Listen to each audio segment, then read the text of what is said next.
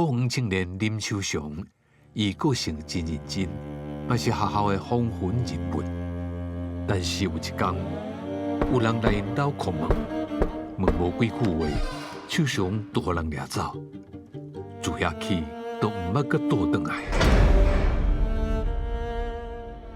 伫70多年前，国民政府高压统治的过去，白色恐怖的受难者甲因的家属是无声音的。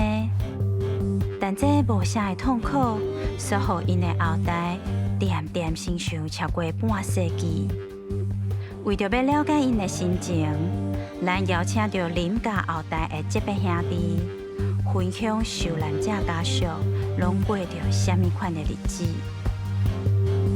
拜六暗时11点，若是思念，就伫公司大舞台。